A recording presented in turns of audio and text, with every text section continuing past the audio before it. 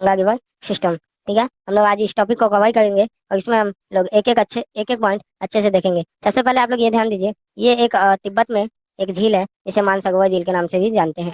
ठीक है, तिब्बत में एक झील है और इसे हम लोग मानसरोवर झील के नाम से जानते हैं। तिब्बत से निकलने वाली मानसरोवर झील से देखिए दो प्रमुख निकलती हैं जो हमारे इंडिया में आती हैं, और ये इंपॉर्टेंट है और इन्हें हम लोग पढ़ेंगे। एक है आपका धौली गंगा और दूसरा आपका सांगियो नदी। ठीक है, तो सबसे पहले हम लोग ये देखते हैं धौली गंगा नदी को। ठीक है, हम लोग सांगियो नदी को देखेंगे बाद में, पहले हम लोग धौली गंगा को देखते हैं। ठीक है, तो धौली गंगा में ये धौली गंगा, और फिर यहाँ से ये देखिए आप बद्रीनाथ से निकलने वाली एक और नदी है जिसका नाम है अलकनंदा। अलकनंदा नदी और धौली गंगा थोड़ा सा आगे आकर जोशी मठ में, ठीक है, आप लोग लिखेंगे इसको ज्योति मठ में, सॉरी, और यहाँ पे जोशी लिख गया है, कोई इशू नहीं, आप लोग इसको लिख लेंगे ज्योति मठ।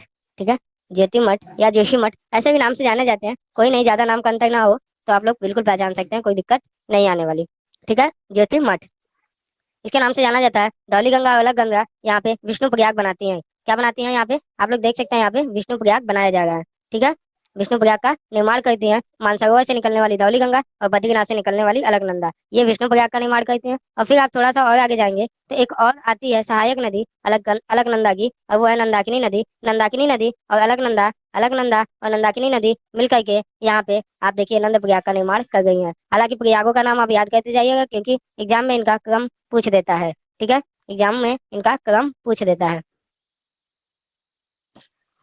नंदाकिनी नदी से आप लोगों ने देख लिया कि नंदाकिनी नदी है। इसके बाद से थोड़ा सा और ऊपर बात करते हैं।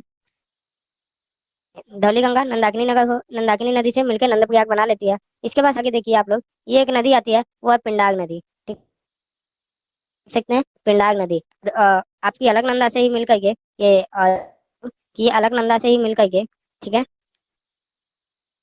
लोग नदी का अलकनंदा से और पिंड के कर्णप्रयाग में मिलती हैं। कहाँ मिलती है, कर्णप्रयाग में। तो हमने सबसे पहले विष्णु प्रयाग पढ़ा, फिर नंद प्रयाग, फिर कर्णप्रयाग। प्रयागों का क्रम आप लोग याद रखते जाएगा, ये मैं बार बार कह रहा हूँ क्योंकि ये एग्जाम के पॉइंट ऑफ व्यू से काफी इंपॉर्टेंट है।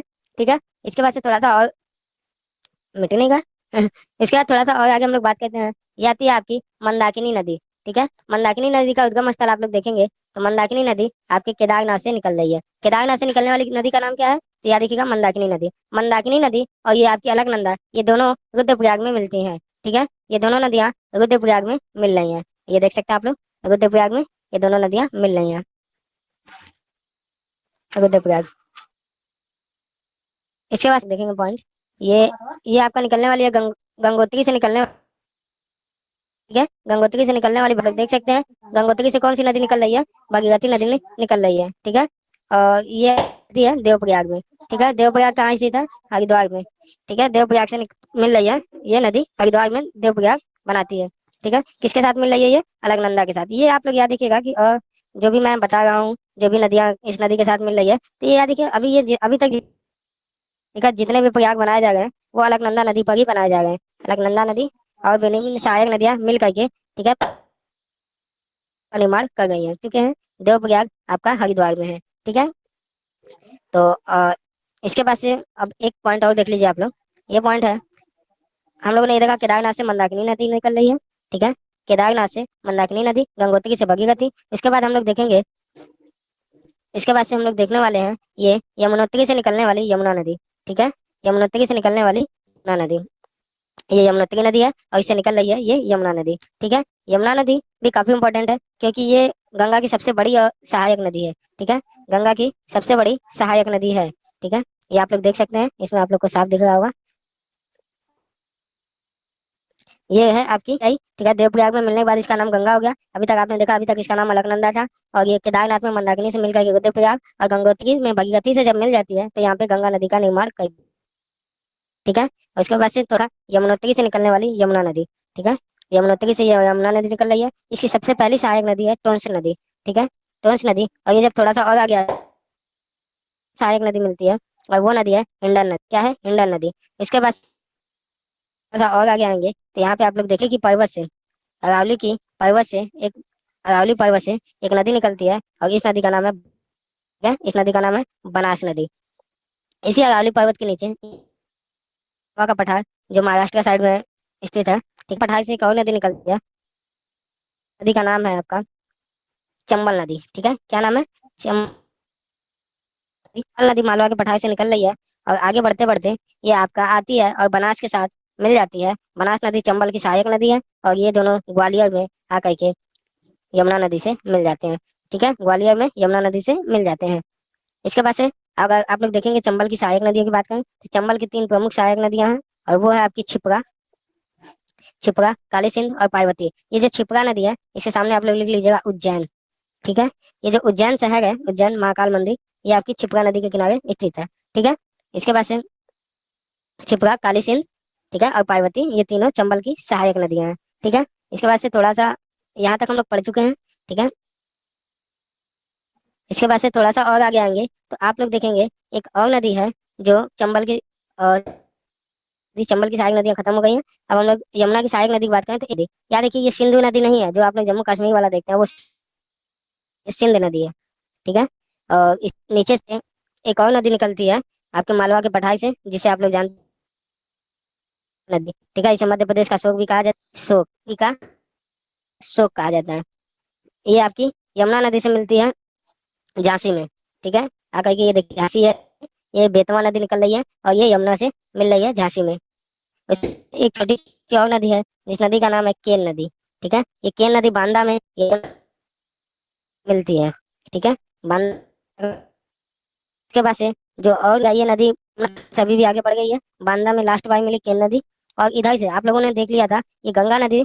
ठीक है, गंगा नदी भगीरथी और अलकनंदा जब देवप्रयाग बनाती है हरिद्वार में, तो उसके नीचे आती है गंगा के नाम से आगे बढ़ते हुए प्रयागराज, जो आज आप इलाहाबाद के नाम से भी पहले से जाना जाता था, लेकिन अभी प्रयागराज के नाम से भी इसका प्राचीन, अभी सरकार ने भी इसको प्रयागराज कर दिया है। ये आपके इलाहाबाद में मिलती है गंगा नदी, और इसी को संगम के नाम से भी जाना, संगम में मिल कौन सी नदियाँ प्रमुख है तो गंगा है। ठीक है, इससे पहले कौन कौन सी नदियाँ प्रमुख है। ठीक है, उसके बाद से गंगा के नाम से बढ़ती है, ये आप लोग देखिए ये जो मिली है यही गंगा के नाम से फिर आगे बढ़ गई है। और राम, एक छोटी सी ध्यान देंगे आप लोग, गंगा कन्नौज में आकर के गंगा से मिल जाती है, मतलब गंगा की सहायक नदी राम गंगा। ठीक है, अगला जो आप लोग ये देखिए ये छोटी ये है फर्स्ट शारदा नदी, जिसे सरस्वती नदी और राप्ती नदी भी गोरखपुर। ये सब नदियां आपस में जाती हैं और गंगा नदी के साथ मिलती हैं छपरा में। ठीक है, छपरा में गंगा नदी के साथ मिल जाती है।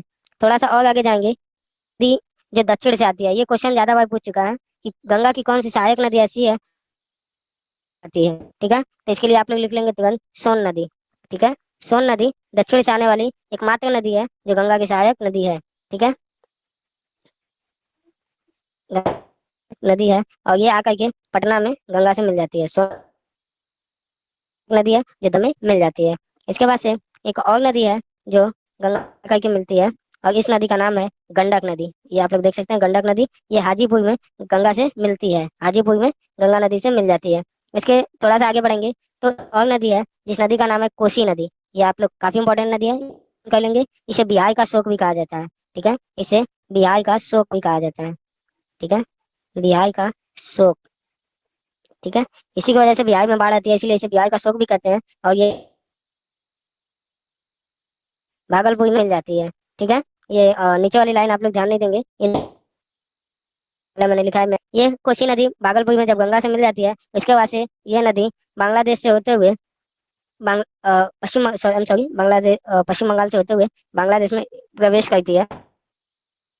आपका बांग्लादेश है, ये आप देख ये वाला पोर्शन।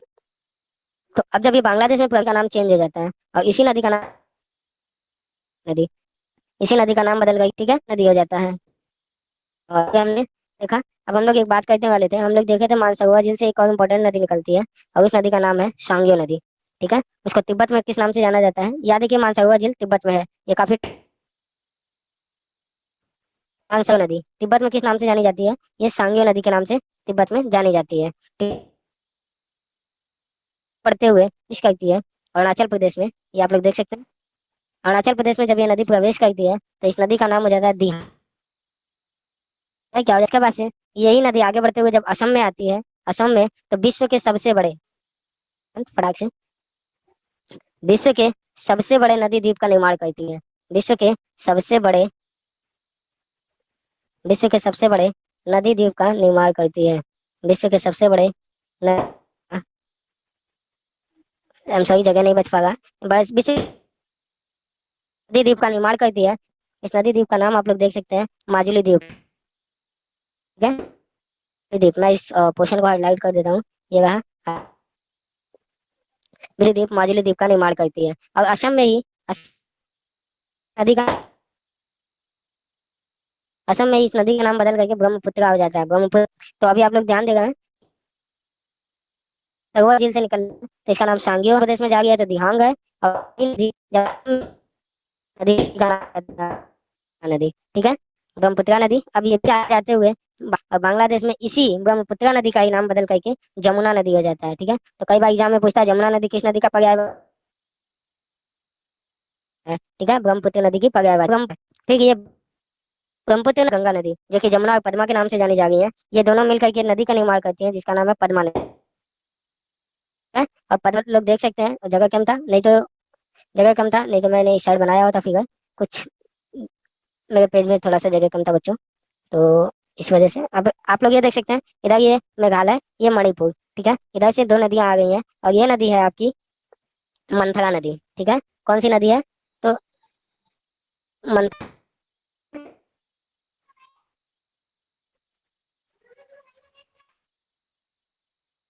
एम सही, यहाँ देखिए ये मणिपुर, और इधर से एक नदी आ गई है, ये आपका मंथरा नदी है। ठीक है, इसे आप लोग देख रहे हैं। ठीक है, और ये नीचे से जो आपका मणिपुर से जा रहा है, ये बराक नदी है। ठीक है, बराक नदी, मंथरा और बराक नदी आपस में मिल करके मेघना का निर्माण करती हैं। कौन सी नदी का निर्माण करती हैं? ये दोनों आपस में मिल मेघना का निर्माण कर गई हैं। ठीक है, मेघना। ठीक है, और इधर इधर से जो नदी आ गई है, और ये इधर से मेघना जा रही है, और इधर से जो आ गई है, ये पद्मा और जमुना आपस में मिल करके जो पद्मा बनाई थी, वो नदी आ गई है। ठीक है, और ये दोनों नदियाँ, ठीक, पद्मा और मेघना आपस में मिल करके मेघना नदी के नाम से बंगाल की खाड़ी में गिर जाती हैं, मेघना नदी के नाम से। ठीक है, तो एग्जाम में कभी कभी पूछ देता है कि गंगा नदी बंगाल की खाड़ी में किस नाम से गिरती है, तो या मेघना नदी के नाम से गिरती है। ठीक है, और पद्मा नदी, या ये भी पूछ सकता है कि गंगा नदी को बांग्लादेश में किस नाम से जाना जाता है, तो पद्मा नदी के नाम से जाना जाता है। ठीक है, ये भी पूछ देता है जमुना किसका पर्यायवाची है, तो जमुना आपका ब्रह्मपुत्र का पर्यायवाची है। ठीक है, तो आई होप यहाँ तक समझ में आया होगा। ये मैं डाल दूंगा पीडीएफ, आप लोग डाउनलोड कर लीजिएगा, इसको बिल्कुल बना लीजिएगा। और ये जो प्रयाग स्थित करने के लिए आता है, तो ये याद है क्या कम ये जो है उत्तर से, दत्तर से कम है, दक्षिण की तरफ का क्रम है। ठीक है, प्रयाग, कर्णप्रयाग, रुद्रप्रयाग, देवप्रयाग, अलकनंदा और गंगा मिलकर विष्णुप्रयाग, अलकनंदा और नंदाकिनी मिलकर के नंद, अलकनंदा और प्रयाग, उसके बाद मंदाकिनी और अलकनंदा मिलकर रुद्रप्रयाग, और अलकनंदा मिलकर देवप्रयाग, और उसके नीचे यमुना